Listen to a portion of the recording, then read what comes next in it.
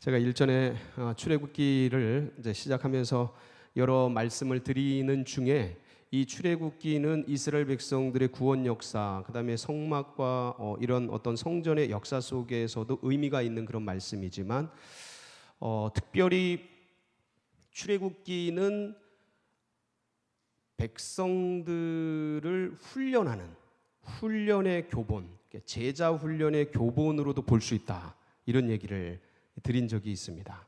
그래서 노예 백성이 어떻게 하나님의 백성이 되는가, 그러면서 이 광야를 지내면서 어떻게 훈련이 되는가, 그러니까 이방신을 섬기던 이스라엘 백성들이 어떻게 하나님을 섬기는가를 옛 노예 근성, 애굽에서 430년간 뼛속까지 새겨진 그 노예 근성을 벗겨내는 그 작업을 하는 것으로, 그런 관점으로 출애굽기를 볼 수 있다. 그래서 이것은 제자 훈련의 교본으로도 이렇게 생각할 수 있다, 이런 얘기를 드린 적이 있습니다.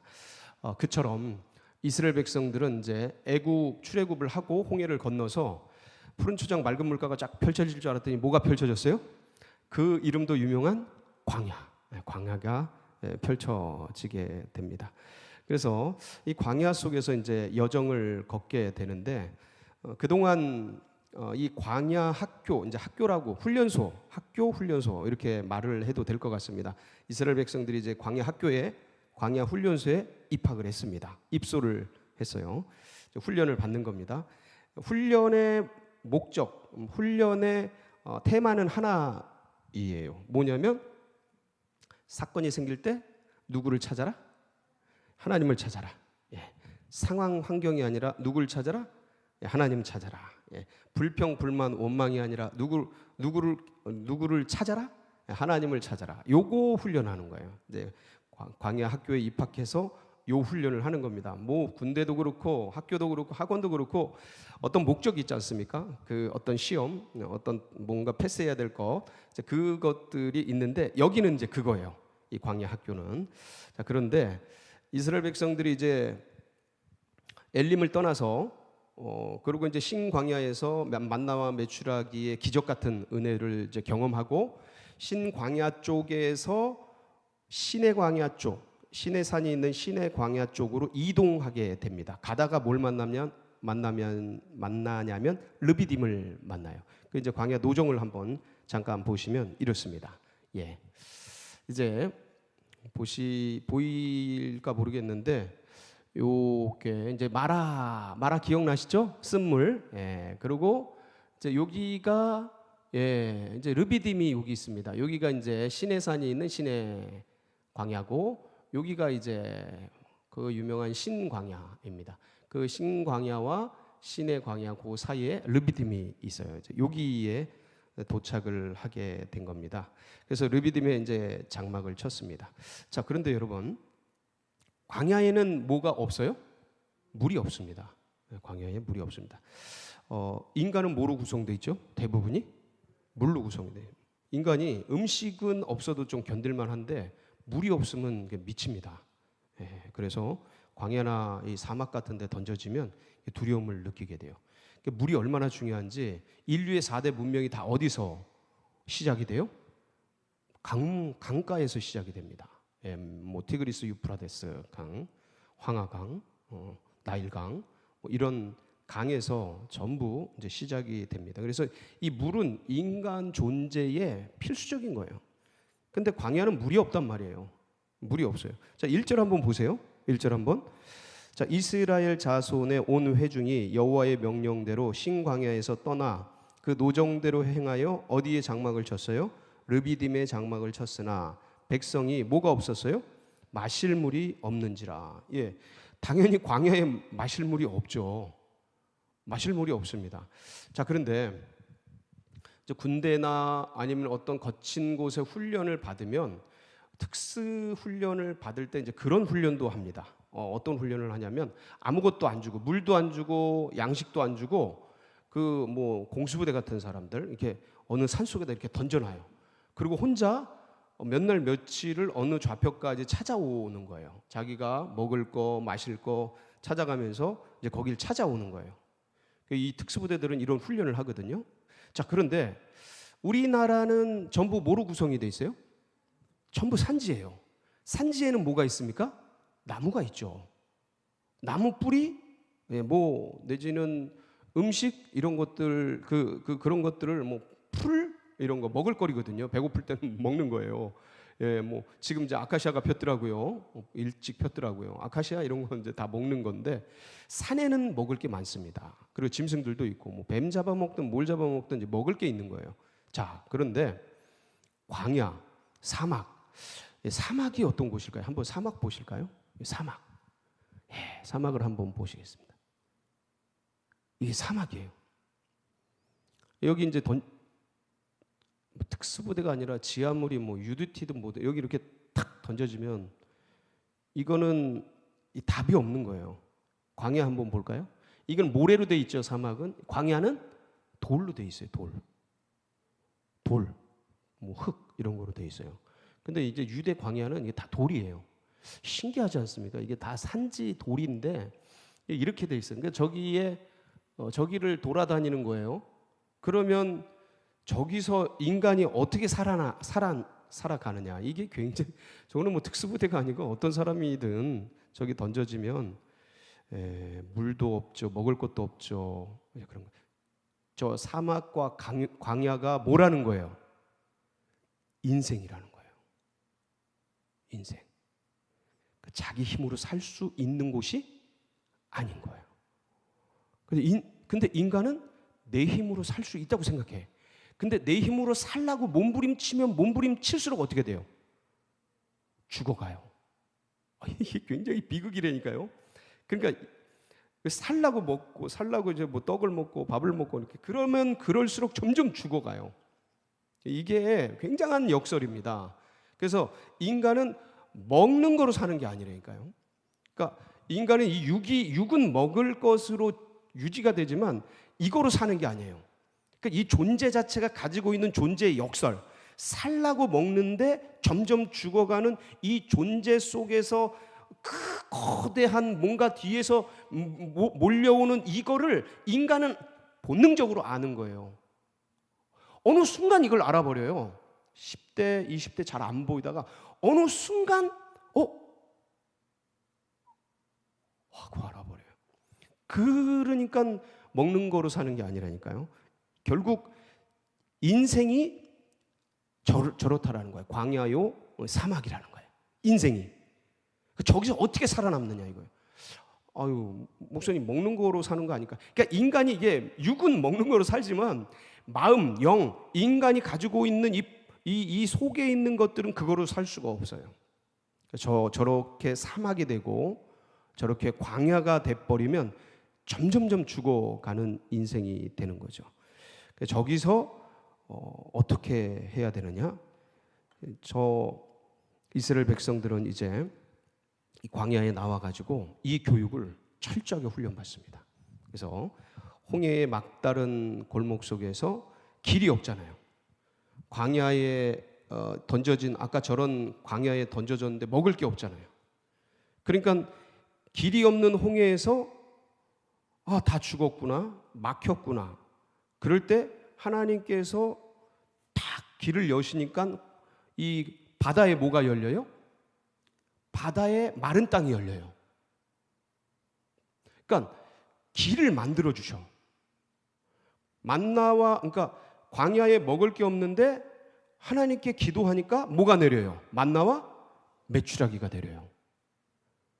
그러니까 이거예요. 그럼 그거는 먹는 건데 이 먹는 거로 육을 살리는 건가 이 얘기를 하는 게 아니고 인간의 영, 인간의 이 심령, 인간의 이 본질 그게 뭐로 사느냐를 얘기해 주는 거예요 지금.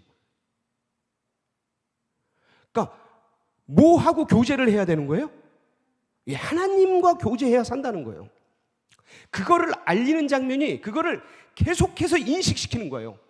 왜냐하면 애굽에서 나온 이 이스라엘 백성들은 그런 세계가 뭔지를 모르는 거예요. 그 영의 세계가 뭔지를 몰라. 본능적으로 노예 근성이 있어서 그냥 일 시키면 일하고 먹을 거 주면 먹을 거 먹는 것으로 인간의 존재가 그런 존재인 것을 그렇게 인식하고 그렇게 살아왔지, 인간이 뭐 먹는 거 그냥 본능처럼 사는 거 말고 하나님과 영과 영이 교제한다, 성령과 우리의 영이 교제한다, 이런 세계가 있다, 영의 세계가 있다, 하나님 나라가 있다, 이런 걸 모르는 거예요. 계속 이 광야 속에서 그 훈련 시켜주시는 거예요, 이 이스라엘 백성들을 데리고. 그러니까 우리들도 이 땅을 살아가면서 지금 무슨 훈련을 하고 있는 거냐? 고난과 어려움과 광야 같은 이 세상 가운데 던져져서 계속해서 어려움을 만날 때마다, 뭐 육신의 어려움은, 질병의 어려움, 경제적인 어려움, 이거 있을 때마다 사람이 떡으로 사는 것이 아니라 뭐로 사는 거예요? 하나님의 입에서 나오는 말씀, 은혜, 주님의 영으로 사는 존재라는 것을 그때 거기서 배우게 하시는 거예요. 근데 이게 안 터지면 계속 이거 하는 거예요. 계속 광야를 도는 거예요. 일생을 주님 모시고도 이 일 하는 거예요. 주님 모시고도. 지금 이스라엘 백성들을 보세요. 자, 보세요. 홍해를 갈라서 건너왔어요. 그리고 쫓아오는 애굽의 군사들, 최정예, 세계 최고의 제국의 군사들 그냥 한 번에 없애버렸어요. 그걸 보호해 주셨어요. 그리고 마라에 이르니까 쓴물 못 먹는 거 탁 던지니까 단물이 돼서 먹게 됐어요. 엘림으로 인도해요. 그러니까 근데 갈 때마다 주님이 시험하신다. 오늘도 보세요. 시험하신다. 이게 계속 되는데, 뭐 그때 그런 일들을 당했을 때 이 이스라엘 백성들이 누구를 찾는가?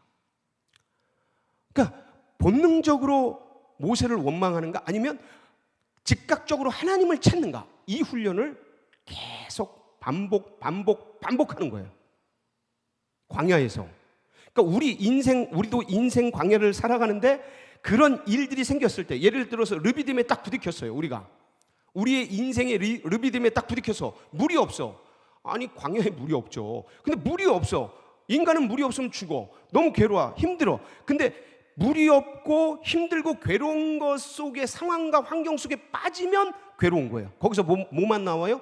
다툼 나오고 원망 나오고 불평만 나와요.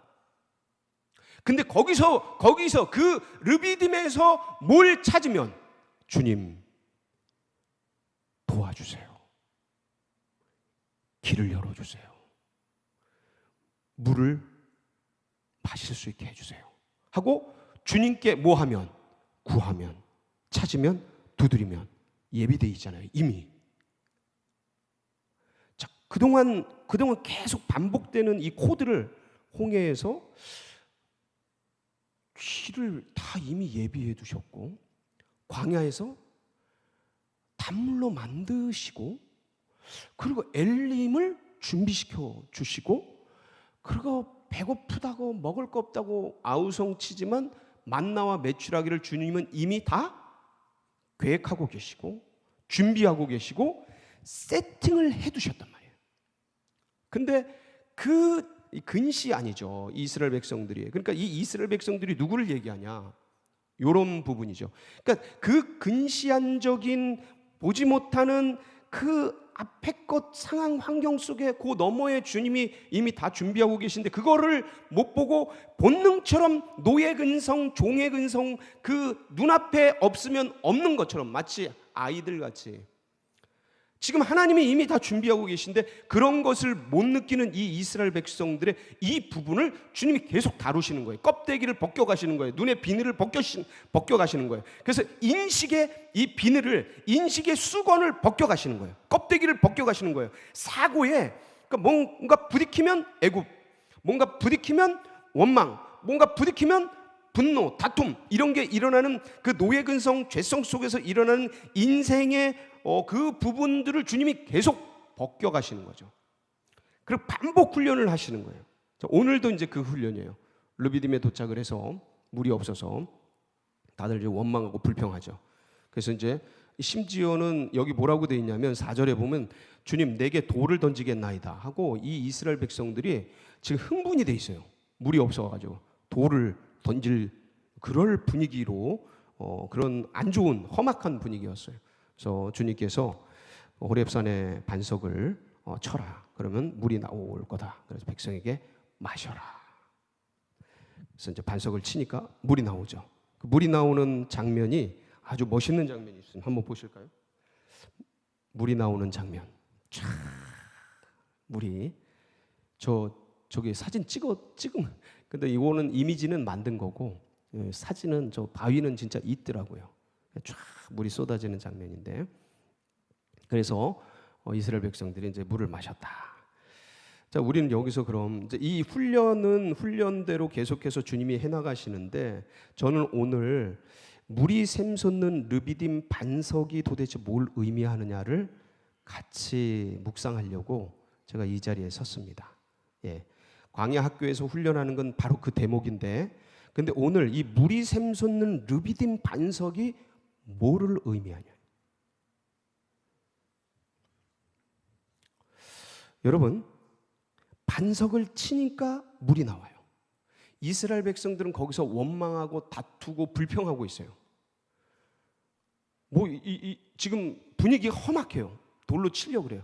근데 반석을 치니까 물이 쫙 쏟아져. 이 반석이 뭐냐 이거예요. 이 반석이 뭐냐?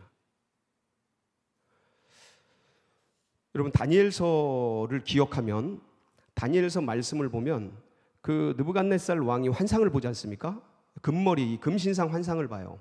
그래서 금머리 바벨론, 은, 동, 철 해가지고 진흙이 이제 얽혀지는 그 커다란 금신상을 보는데, 그래서 바벨론 이후에 바사가 일어나고 바사 이후에 그리스가 일어나고 로마가 일어나고 이제 여러 나라가 일어나는 이런 어떤 이런 환상들이 있으면서 그 중에 뜨인 돌이 일어나서, 기억나시죠?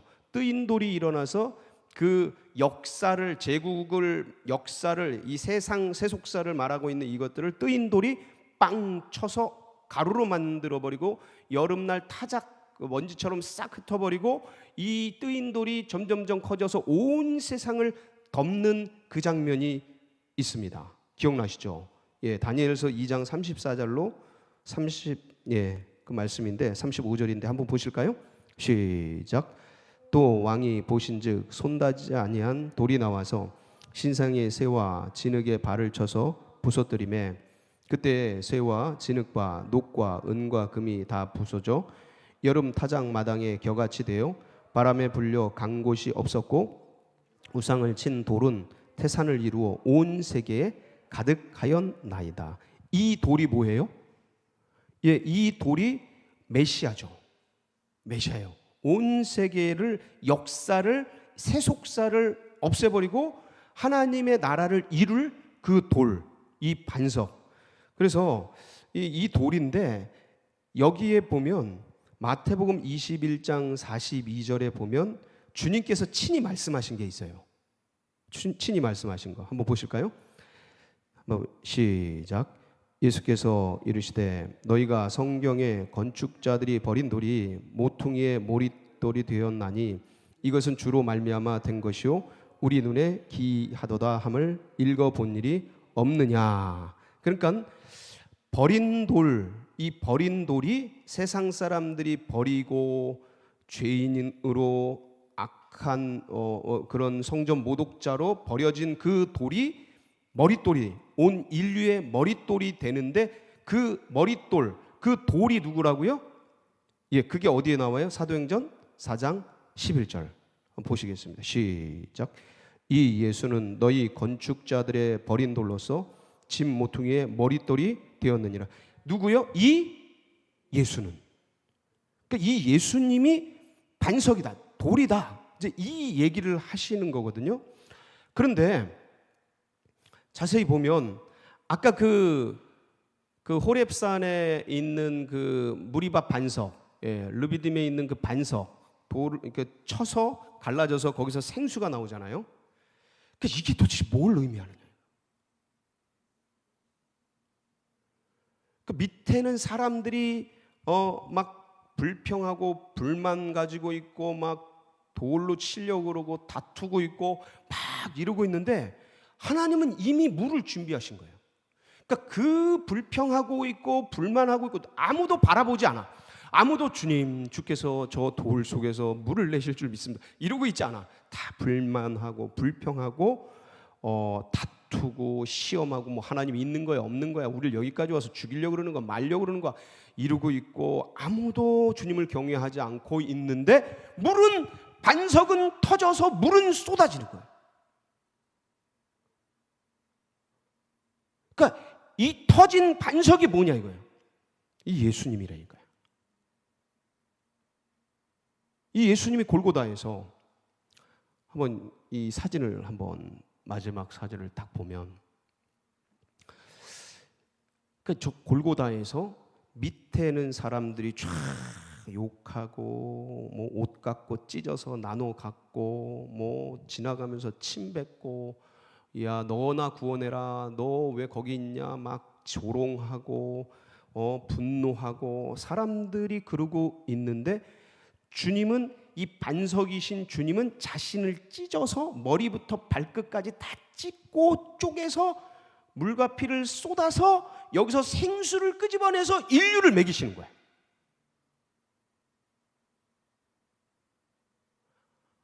사람들은 아무도 기대하고 있지 않은데 제자들마저 도망가고 부인하고 잠깐 띄워주세요. 저는 안 나와도 되니까. 제자들은 도망가고 배신하고 부인하고 혼입을 덮고 벗긴 채 빨가벗은 채 도망가고 아무도 그냥 그렇게 버려져 있는데 원래 이게 구약적 개념은 그 뜨인 돌이 온 세상을 점령하고 막 이래야 된단 말이에요. 이게 이제 구약의 선지자들이 꿈꿨던 하나님 나라란 말이죠. 근데 예수가 가지고 온 하나님 나라는 완전히 다른 거예요. 자기를 찢어서 거기서 생수를 쏟아내는 거예요.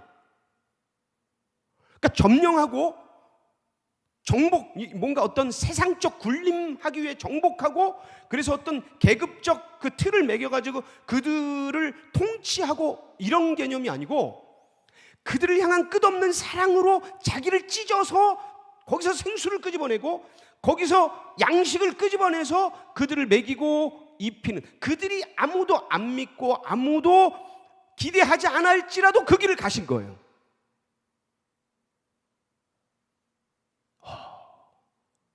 저 반석이 저기서 생수가 터져나온 거예요. 골고다의 십자가에 달리신 그 반석 세상 그 돌이 찢어지면서 거기서 생수가 터져 나오듯이 예수님의 몸에서 그것이 이제 터져 나오게 된 것이죠. 여러분 그래서 주님이 이 광야 같은 세상 속에서 그분을 붙들고 가면 거기에 길이 납니다. 세상에 길이 따로 있는 게 아니에요. 이분 붙들고 가면 바다가 막고 있는데 거기에 마른 길이 열려요. 아멘이십니까? 그럼요. 인생이 얼마나 퍽퍽한데요. 돈 가지고 있다고 되는 게 아니고요. 뭐 애들 많다고 되는 것도 아니고 젊다고 되는 것도 아니고 나이 들었다고 되는 것도 아니고 그런 게 아니에요. 이 주님 붙들고 가면 거기에 새로운 길이 열린다니까요. 놀라운 일입니다. 그래서 이전 일을 기억하지 말고 옛적 일을 생각하지 말라. 보라, 내가 새 일을 행하리니 내가 광야의 길을 사막의 강을 할렐루야. 사막의 강을 내신다니까요. 이 사막 같은 인생 속에 주님 붙들면 거기서 생수가 나온다니까요. 예수 안에서 생수가 쏟아진다니까요. 그 반석에서. 이 배고픈 외로운 이 세상 속에서 누가 우리의 이 존재적 외로움을 결혼한다고 그게 없어지지 않습니다. 결혼한다고 없어지지 않아요. 존재적 외로움은 하나님을 예수 그리스도 안에서 그분이 나를 위해서 죽어주셨구나. 이 사랑을 만날 때 외로움, 그러니까 근원적인 외로움이 영혼의 짝을 만나는 거예요. 육적인 짝을 만난다고 그게 없어지지 않는다니까. 어쩌면 더 외로워져요. 더 외로워져요. 그래서 그 주님을 붙들고 갈 때 거기에 은혜의 길이 열리고 생명의 생수가 흘러나온다라. 여러분 오늘 이 예수 그리스도를, 반석이신 이 주님을 굳게 붙들고 오늘 전심으로 주님 앞에 나아가는 복된 시간 되시기를 축복합니다. 같이 기도하시겠습니다. 예, 감사하죠. 감사해요. 우리에게 생수를 주시고 목마른 인생 속에서 물을 주시는 주님께 감사드리고, 그래서 이 신앙과 이 믿음이 다음 세대들에게도 흘러가고 새 가족들의 가슴 속에 새겨지기를 위해서 기도해 주시고, 또 정말 민족 복음화와 세계 복음화를 위해서 우리 교회가 마중물처럼 드려지도록, 특별히 환우들, 또 지방 해외 출타자들, 여러 연로한 우리 성도들, 교우들, 그분들 기억하시면서 하나님 은혜 베풀어 주시옵소서. 하나님 치유의 은혜를 베풀어 주시옵소서. 여러분 각자의 기도 제목 붙들고 우리 주여 한번 부르짖고 기도하며 나갑니다. 부르짖습니다. 주여